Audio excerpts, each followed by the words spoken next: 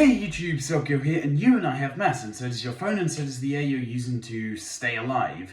But what actually causes mass? Like, why do objects have mass, and why does it vary between said objects? Well, it depends on what scale you're really referencing with these objects. Because if you're talking about the smallest particles in the universe, then there is one thing that gives them their mass, but if you're talking about everything else, there's a different thing that gives most of their mass. So if you go down to the smallest scale in the universe with W and Z bosons, electrons, and quarks, those are the smallest basically objects in the entire universe that we've ever observed, and they get their mass through something called the Higgs field. And this is basically where there's a field throughout all of space. It exists even if there isn't any matter around, it still will exist, and it's been around since the early universe.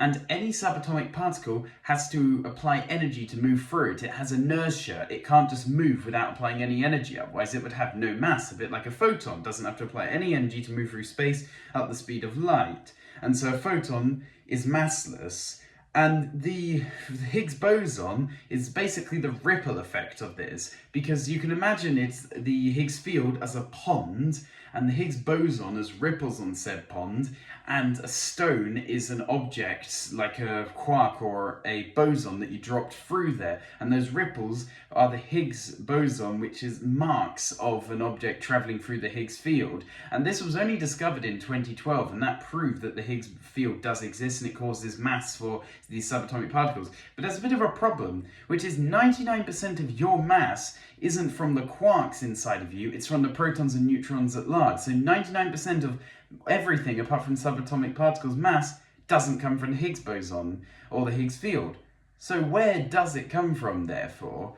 Well, it has to do with the gluon field, which is almost like I may have spoken about these in previous videos, these particles that teleport in and out of existence called virtual particles, where there's a positive and a negative, these pair and they collide with each other, cancelling each other out and almost deleting each other because they cancel each other out. And these leave marks in the gluon field.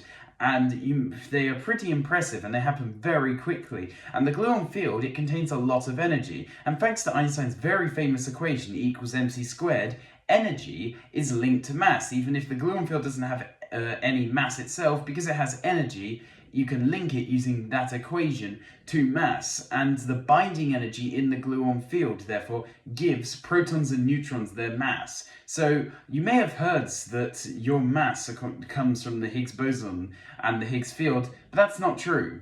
But without the gluon field and these virtual particles, you wouldn't weigh anything, and therefore you could go as fast as you wanted to.